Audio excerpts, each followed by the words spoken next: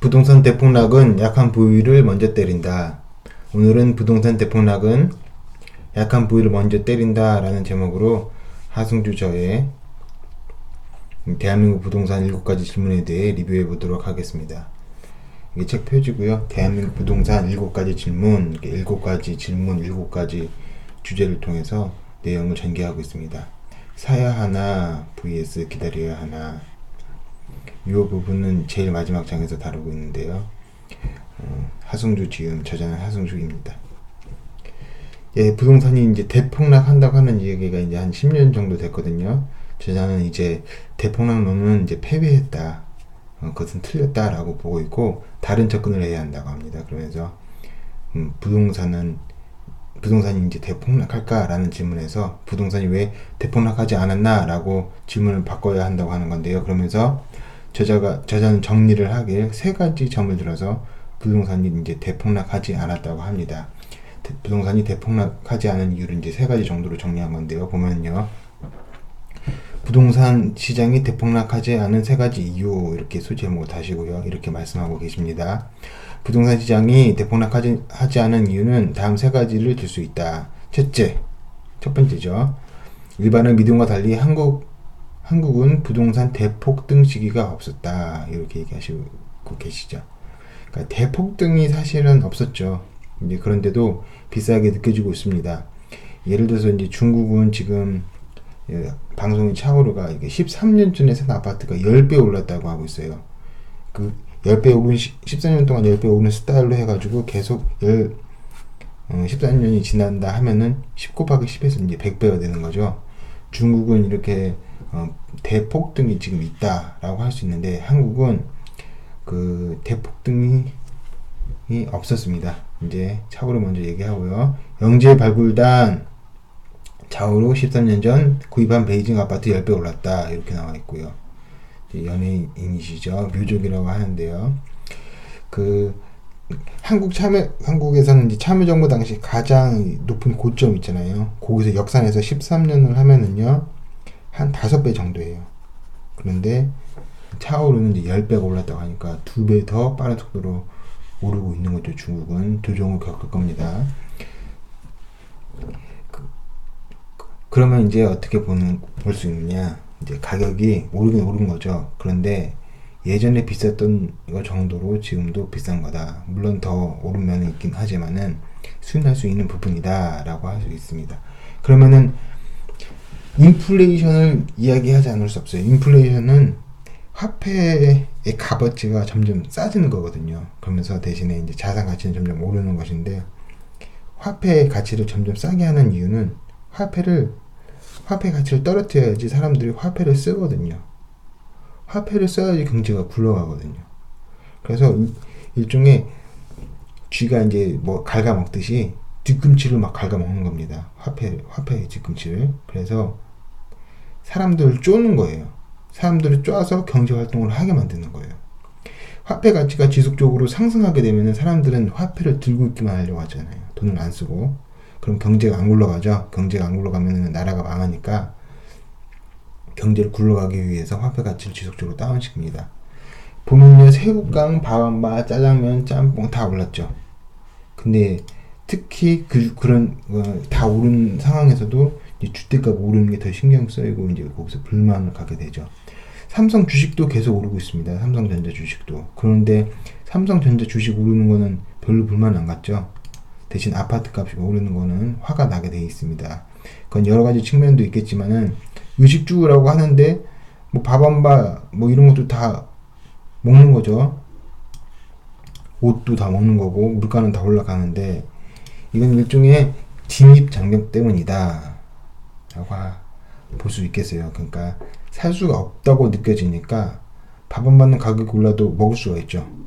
옛날에 100원인데 이제 1000원 됐어도 1000원 살 수가 있으니까. 삼성 주식도 옛날엔 3만원이었는데 이제 뭐 200, 뭐 몇십만원 이렇게 주면 살 수 있고, 근데 강남 아파트는 이제 살 수가 없는 거예요. 아파트 가격이 많이 비싸지니까 더 그 목돈이 왕창 들어가야 되니까요. 그래서 쪼개서 살 수 없고 목돈이 왕창 들어간다는 점에서 진입장벽이 역할을 하고 부동산이, 그래서 그들만의 리그처럼 보여가지고 일반인들이 이제 계급적으로 그 부분을 느끼는 겁니다. 그래서 강남 부동산을 n분의 1로 살 수 있다면요, 그렇게 분노하지 않을 수 있겠죠. 진입할 수 있으니까요. 그래서 그 부동산도 큰 목돈이 아니라 n분의 1처럼 사업할 수 있게 하면은, 그게 이제 사람들이 많이 접근할 수 있게 하면은 사회 통합에 도움을 줄 수 있다. 이 부분을 이제 지적을 하고요. 그리고 저자는 두 번째 부분, 즉 앞에서 이야기한 대로 부동산이 대폭락하지 않은 두 번째 이유를 듭니다. 그것은 이제 정치적인 이유를 드는데요. 그 부동산 시장의 정상을 위해 미리 준비하고 있었다. 다시 말해서 노무현 정부 때 미리 다 눌러놨기 때문에, 그래서 이제 대폭락이 없었던 거다. 미리 눌러놨기 때문에 이 부분을 얘기하고 계세요. 그러면서 표현으로 참여정부의 공이라고 표현하고 계십니다. 정치적인 특정 입장을 취하고 계신 것 같기도 해요. 그리고 이제 세 번째, 위기 상황이 벌어진 시점에서 이제 2008년이니까 이명박 정부 때죠. 과감한 통화 정책과 적자 재정 정책을 폈다. 그러니까 돈을 많이 풀었다는 거죠. 이 부분도 잘했다고 하고 있습니다. 이명박 정부 때인데 정치적 포지션을 가지고 계셔서 그런지 모르겠지만은 이제 돌려서 말을 하세요. 조심스럽게 잘했다 이런 얘기를 하려고 하시는데, 그때 이명박 때 잘했다 하려고 하시는데 되게 조심스럽게 돌려서 얘기하시는데, 결국 하시고자 하는 말씀은 잘했다는 거죠. 그리고 하나 더 추가하자면은, 이제 저전 얘기 안 하셨는데, 한국은 이미 IMF 때 매를 맞았다. 이걸 들 수 있겠습니다. 정리해보면은, 이제 저자는 한국 부동산이 대폭락하지 않은 이유를 세 가지. 폭등한 적이 없었다.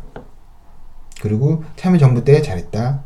그리고 이명박 때 잘했다. 이렇게 볼 수 있을 것 같습니다. 부동산은 이제 또 그 어떤 내부 논쟁이랄까, 논쟁을 좀 하려고 하시는 것 같아요. 그 부동산 대폭락 논의 뒤에 있는 어떤 당위론적인 명제, 대폭락을 시켜야 좋다, 요런 태도 있잖아요. 그런 태도 자체도 경계를 합니다. 부동산을 대폭락 시켜야지 좋다, 그래서 대폭락이 된다, 이렇게 이어질 수도 있거든요. 그러면서 대폭락을 시키지 않은 그런 태도가 잘못됐다는 점을 지적하는데요. 보면요, 대공황 때 미국 대공황 이야기를 하는 거죠. 하버트 후보 대통령 내각의 재무부 장관은 앤드류 멜런이라는 인물이었다. 앤드류 멜런이라는 인물이 있었는데요. 그는 엄청난 부자이기도 했던 그는 대공황 전까지 자유주의 원칙에 입각한 경제 운용으로 명성이 높았다. 이런저런 정책으로 유명하지만 그가 아직까지도 역사 쪽에 계속 인용되는 것은, 그러면서 얘기를 하십니다. 당시에 후보 대통령에게 했다는 다음의 발언 때문이다. 그 앤드류 멜런이라는 인물은요, 이렇게 생겼고요. 가운데입니다. 꼬챙이, 대쪽 이런 쪽에 별명이 있었을 것 같은 느낌이죠. 그러면서 제가 달았고요. 요거는 이제 후보, 이건 쿨리지 대통령입니다. 그리고 재밌는 거는 여기에 창문에 사람들이 이렇게 이렇게 보시는 분 계시는 것 같고요. 그리고 이제 요거는 서늘한 눈빛의 앤드류 멜런, 이렇게 나왔습니다. 그래서 앤드류 멜런의 발언을 소개합니다. 노동자를 청산하고, 주식을 청산하고, 농부를 청산하고, 부동산을 청산해야 합니다. 썩은 시스템을 쓸어버립시다. 사치스러운 생활 양식이 무너져 내릴 것입니다. 당시 대공황 전에는 굉장히 사치스럽고 엄청난 호황이었기 때문에 사람들이 돈을 펑펑 썼었죠. 그거에 대한 불만을 가지셨을 것 같아요. 사람들은 더 열심히 일하고 더 도덕적인 삶을 살 것입니다. 가치는 조절될 것이며 경쟁력이 떨어지는 사람들이 물러나고, 되게 무서운 말일 수 있습니다. 진취적인 사람들이 들어서게 될 것입니다. 싹 쓸어버리자, 뭐 아싸리 뭐 이렇게 하는 걸 좋아하는 사람이 있습니다. 그게 깔끔하다는 거죠. 그 밑줄 친 부분, 제가 이렇게 밑줄을 쳤는데요. 밑줄 친 부분은 거칠게 말하자면은, 무능한 사람은 이제 죽이고 없애고, 약자는 없애버리고, 유능한 사람이 그것을 가지게 하자, 이런 태도, 이런 접근일 수가 있어요. 저자는 그래서 이런 주의를 청산주의라고 부릅니다. 그래서 저자가 이야기를 합니다. 멜런 장관은 말로만 청산주의를 외친 것이 아니라 실제로 정책으로도 자신의 신념을 실천했다. 그러니까 자기 생각대로 했다는 거죠. 당시 대공황 3년째인 미국의 재정은 1931년까지도 흑자를 기록했다. 공황의 여파로 극심한 경기 침체가 닥치고 경제는 나락으로 굴러 떨어지고 있었음에도 정부는 재정을 건전하게 유지해야 한다는 강박관념 속에서 시중에 돈을 불기는커녕 거두어 버렸다. 대조가 되는 거죠. 2008년 서브프라임 때 미국은 돈을 풀었죠. 근데 대공황 때 이 사람들은 이제 돈을 안 풀었다고 얘기하는 겁니다. 다시 말해 오히려 공황을 더욱 심화시키는 쪽으로 흑자 재정 정책을 폈던 것이다. 물론 우리는 그 결과를 잘 알고 있다. 미국의 공황은 더욱 심각해졌고 다른 나라에도 영향을 미쳤다. 대공황에 이제 돈은 안 풀었다고 이제 뭐라고 이제 비판을 하시는 거죠. 그러면서 저자는 부동산 폭락이 서민을 괴롭히는 거라고 하고 있습니다. 그러니까 부의 대절벽에서요. 해리 덴트는 이제 대폭락을 하면 부를 얻는 기회가 된다고 이야기하고 있죠. 같은 맥락인데 다른 지점에서 이야기를 하고 있는 건데, 그 해리 덴트는 이제 수혜자의 입장에서 얘기를 하고 있는 거고요. 폭락을 해서 정리가 되면 부를 더 얻는다, 기회가 생긴다, 부자가 더 부자가 된다, 이렇게 얘기하고, 이 책의 저자는 폭락되면은 정리돼가지고 빈자가 더 빈자가 된다, 괴로워진다, 이러는 거죠. 같은 이야기인데 서로 반대쪽 입장에서 이야기를 하고 있는 겁니다. 그러면서 부동산이 폭락하면 부자만 죽는다, 부동산이 폭락하면 부자만 죽는다, 부자만 죽을걸? 이런 식의 접근을 이제 경계를 합니다. 부동산 가격이 급락하면은 빈익빈, 부익부 현상이 더욱 심해진다. 이제 경제가 폭락하면 해리 덴트는 부익부에 초점을 두고 있죠. 앞에 동영상 있습니다. 그러나 대폭락을 주장하는 사람들은 이와는 다르게 말한다. 부동산이 폭락하면 서민이 가장 큰 피해를 입는다는 논리는 말도 안 된다고 한다. 주택가격이 폭락할 경우 가장 피해를 보는 측은 오를 때 가장 이득을 본 사람이라는 것이다. 이제 이렇게 주장을 하고 있어요. 상대 주장을 소개를 해요. 즉 다주택자가 피해를 보지 무주택자가 무슨 상관이 있겠느냐는 논리다. 오히려 무주택자에게는 집을 싸게 살 수 있는 기회가 아니냐고 말한다. 이렇게 얘기를 하시는데, 그런데 인간 본성이라는 게, 쏠림 현상이라는 게 엄청 강력합니다. 그 쏠림 현상,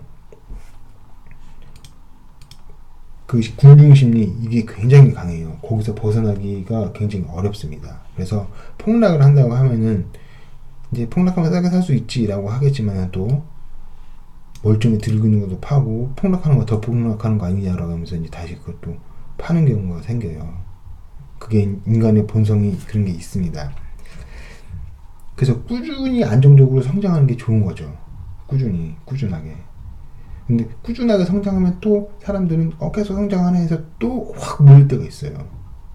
그래서 이제 주기가 생겨버리는 거죠. 안정적으로 이렇게 쭉 가고 싶은데, 집값이 떨어지면 집 있는 사람들이 힘들지 집 없는 사람들이 힘들 게 있겠느냐는 말은 분명 설득력이 있다. 설득력이 일견 있다는 거죠. 이른 설득력이 있다. 사실 대폭락론을 주장하는 사람 중에는 집 없는 사람들도 많을 것이고, 지금 가격으로 집을 사기가 너무 어렵지만 집값이 대폭락한다면 좀 싸게 살 수 있지 않겠느냐는 희망도 섞여 있을 것이다. 근데 잘 안 됩니다. 그게 어려운 거예요. 독립적으로 사고해야 되고, 그 시류에 벗어나 있을 수 있는 그 힘이 있어야 되는 거거든요. 이제 올리면 올랐다고 안 사고요. 비싸다. 그러면 또 안 사는 사람은 결국 안 사요. 싸면 또 떨어질 거라고 또 무서워서 안 사고. 그래서 아무튼 얘기하시는 거는 그런 희망이 섞여 있겠다는 거죠. 싸게 살 수 있다는 희망도 섞여 있다. 대폭락에는. 물론 그런 측면도 있다. 하지만 집가격이 폭락하는 사태가 터졌는데 집 없는 사람들이 그냥 강 건너 불구경의 자세를 유지할 수 있을까? 경제가 무슨 똑 떨어져서 요거만 딱 움직이고 요거만 딱 움직이고 그게 아니죠. 서로 연관되어서 묶여있고 서로 영향을 주고받는 건데요. 집값 폭락은 대폭락이니까 경제 전체의 위기로 번지겠죠. 그럼 당연히 실업률 같은 것도 이제 영향을 받겠죠. 실업률이 올라가겠죠. 일자리가 사라지겠고, 그러면은 가장 약한 부위부터 이렇게 썰려 나가는 겁니다. 경제가 어려우니까요. 그럼 이제 예를 찾아보면, 저자가 예를 듭니다. 미국 부동산 폭락한 적 있잖아요. 서브프라임 2008년. 그걸 보자면요. 금융위기 이후에는 불평등이 더욱 극적으로 커졌다. 부의부 빈익빈이 더 심해졌다는 거예요. 2008년 미국 금융위기 말하는 건데요. 미국 경제정책연구소 발표에 따르면 중산층과 상위 1%의 순자산 부채저의 격차는 금융위기 이전인 2007년에는 181배였으나 2010년에는 무려 288배로 커졌다. 결국 중산층은 몰락하고 부유층은 더욱 부를 확대했던 것이다. 실질적으로 이제 얘가 이렇게 있는 거예요. 딱 보이는 얘가 얼마 멀지 않아서. 왜 이렇게 됐을까? 왜냐? 해리 덴트가 했단 말이죠. 부동산 가격이 급락한 시점은 부자들이 부동산을 값싸게 사들일 수 있는 좋은 기회다. 반면 대출을 끼고 집을 산 서민층은 집값이 폭락하면은 자산의 대부분을 잃게 되고 대출이 만기가 되면은 이자 부담 등으로 연장이 힘들며 대출금이 연체되면 즉각 압류가 들어온다. 부동산이 폭락하면은요, 약한 부위가 먼저 썰려나갑니다. 약자 먼저 학살이 당합니다. 수단이 많은 사람은 여러 수단으로 이제 지킬 수가 있어요. 수단이 없는 사람들은 일자리가 없어지고 그러면 바로 경매에 들어가고 이제 파산이 되는 겁니다. 그러면서 저자는 위기를 버틸 수 있는 것은 누구인가 이런 소제목으로 이렇게 내용을 다뤄요. 뭐냐? 위기를 버틸 수 있는 것은 누구인가? 부동산 대폭락기는 모두에게 힘든 시기이다. 그러나 그 고통의 크기는 소득에 반비례할 것이다. 고통의 크기. 있는 사람은 덜 힘들고 없는 사람은 훨씬 힘들고 소득이 많은 부자들이야 당연히 버틸 수 있지만 빈곤층은 하루하루의 생존이 위태로운 상황으로 내몰릴 수밖에 없다. 우리는 그런 광경을 이미 IMF 외환위기 때 목격한 바 있다. IMF 때 가정도 이제 깨지고 막 사회적으로 엄청 난리가 났죠. 온 나라의 자산이 무너져 내리는 상황에서 나는 살아남아 헐값의 아파트를 건질 수 있다라는 계산은 그야말로 미션 임파서블이라고 단언할 수 있다. 단언하시죠. 불가능하다. 국가 경제가 총체적으로 위기인 상황에서 나는 생존해서 헐값에 이제 건져야지 이게 불가능하다라고 하는 거죠. 내가 그 소원으로 들어갈 수 있을까? 어렵다는 거죠. 그리고 이런 부분도 있지만 심리적으로도 굉장히 어렵습니다. 심리적으로도. 그러면서 이렇게 쓰셨어요. 그러니 단기적인 고통을 참고 버티면 장기적으로 건강한 경제를 만들 수 있다라는 식의 이야기는 실현 가능성이 불투명할 뿐만 아니라 결정적으로 무책임한 소리다. 무슨 소리냐? 예측에 있어서도 X고 당위에 있어서도 X라는 거죠. 그런 식으로 가서 안 된다. 앞에서 말했듯 부동산의 입지는 각각 다르다. 요거는 이제 한국 부동산의 특징을 이야기하시면서 인사이트가 있는 부분이에요. 원래 부동산은 각각 다 다르잖아요. 그런데 한국 부동산의 특징, 아파트의 특징, 아파트가 한국 부동산의 특징이라고 할 텐데 그 부분을 지적하시는 부분이 날카로우신 부분이 있어요. 날카로운 부분이 있어요. 들어보시면요. 부동산의 입지는 각각 다르다 하지만 이 특징도 한국에서는 강하게 관철되지는 않는다. 장사를 하는 사람에게 점포 입지는 매우 중요하다. 1층인지 대로변인지 코너 자리인지 등에 따라 매출에 큰 영향을 받는다. 하지만 주택시장은 또 다른 면이 있다. 특히 아파트의 경우에는 이런 입지 개별성이 많이 희석된다. 개별성이 많이 없다.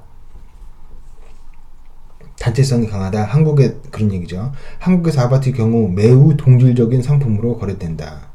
그래서 이제 아파트 가격은 이제 얼마인지 판단하는데 많은 시간이 들일 필요가 없죠. 일반적인 점포나 그런 데는 여기는 뭐가 다르고 더 가치가 있고 뭐 계산을 많이 해야 되는데 그러니까 이제 속아서 사는 경우가 이제 적으니까 이게 맞겠지. 옆에 얼마니까 여기 얼마겠지. 이제 황금성이 높아지죠. 그러면 이제 바로바로 돈을 바꿔서 나갈 수 있고 그만큼 황금성이 높아짐에 따라서 가치도 더 부여될 수가 있고요. 황금성이 높아지는 거는 실제로 그 힘든 상황에서 손해를 안 보고 그러니까 싸게 내놓지 않고 팔 수 있다는 장점이 있는 거죠. 그래서 지금 그게 실질적으로 돈이 되는 부분입니다. 황금성이 있다는 것 자체가 돈이 된다는 거예요. 가치가 있다 그러면 경제적. 같은 단지의 같은 평형대 아파트는 비슷한 가격대로 팔리면 그렇죠. 로열층이나 비인기층 정도로만 가격이 차별화된다. 5%에서 15% 사이로 좀 싸죠. 꼭대기층은 꼭대기층이랑 1층이 비인기죠. 꼭대기는 이제 추울 땐 춥고 더울 땐 덥고, 왜냐면 더울 때는 햇빛이 바로 내려지고 추울 때는 이제 위층이 없으니까요. 만약에 13층에 살면 만약에 15층짜리인데 14층에 살면은 15층 위층이 있죠. 아래층도 또 있죠. 그래서 위층도 데워주고 아래층 13층도 데워주니까 14층은 따뜻한 거예요. 근데 15층은 위는 그냥 하늘이잖아요. 그러니까 더 추운 거죠. 그리고 1층은 사생활에 노출되니까 막 불편한 점이 있고요. 대신에 뭐 애는 쿵쾅 대니까 그 층간소음 문제에 있어서는 이제 1층이 애 있으면 1층이 좋을 수가 있죠. 그리고 꼭대기는 이제 뷰가 좋으니까, 뷰가 더 좋을 테니까 꼭대기를 좋아하는 사람은 이제 거기를 더 좋아할 수 있고요. 그럼 마지막으로 이렇게 대한민국 부동산 7가지 질문이 책 제목이니까요. 그 질문과 답을 간단히 해보는 것으로 이제 끝낼까 합니다. 이렇게 이제 요게 이제 목차예요. 그러면 그 인터넷 그 책 파는 데 있잖아요. 거기에 이렇게 여기까지 다 이제 소개를 합니다. 맛보기 그런 걸로 해서 질문 7가지로 장별로 이제 질문을 두고 질문 내용을 이제 전개하신 거예요. 질문, 이게 질문이죠. 그럼 하나씩. 왜 대폭락가 오지 않았나? 첫 번째 질문, 왜 대폭락가 오지 않았나는 대폭등을 한 적이 없으니까. 그거죠. IMF도 미리 매 맞고. 그리고 부동산 대폭락이 온다면 저희 요거 그 제목이기도 하죠. 약한 부를 먼저 때린다. 약자가 먼저 썰려 나가고 빈익빈이 심화되는 거죠. 세 번째 질문, 한국 부동산 무엇이 다른가? 아파트가 이제 동질성이 크다. 사고 팔기 쉽고 환감성 좋다. 요거고요. 네 번째 질문, 한국 부동산 가격은 어떻게 결정되는가? 이거는 여러 요소가 있겠죠. 그리고 내 집 마련 꿈은 어떻게 이용되는가? 다섯 번째 질문인데, 요거는 이제 자가 소유자가 보수적 투표 소양을 지닌다라는 제목으로 영상이 있어요. 근데 그 내용 뭐냐? 그거랑 비슷한 얘기예요. 뭐냐? 특정 정치 세력이 유권자 이제 표 찍어주는 분들 있죠. 국민들 하여금 특정 정치 성향을 유지하고 갖게 하기 위해 가지고 집을 이제 소유하게 하거나 못하게 한다는 이야기입니다. 그러니까 집 보유로 성향이 막 바뀔 수가 있다는 거예요. 집 보유한 사람은 특정 성향, 집 보유하지 않은 사람은 특정 성향, 이런 성향이 있는데 그런 거를 이제 정치적으로 이렇게 좀 조정할 수 있다는 그런 얘기예요. 요 얘기는 이제 그런 내용이고, 여섯 번째 질문, 전세가는 왜 이렇게 올랐나? 요거는 이제 과거 고성장 시대 고금리 등의 이유 때문이다. 이렇게 얘기하시고, 그리고 일곱 번째 질문, 부동산 언제가 최고의 타이밍일까? 요거는 이제 계산해봐야 된다는 거죠. 금리 등을 고려해서 기회비용 계산해봐야 된다. 이렇게 얘기하고 있습니다. 이제 결론을 맺으면요, 부동산 대폭락은 약한 부위를 먼저 때린다라고 할 수 있겠습니다. 이상입니다. 감사합니다.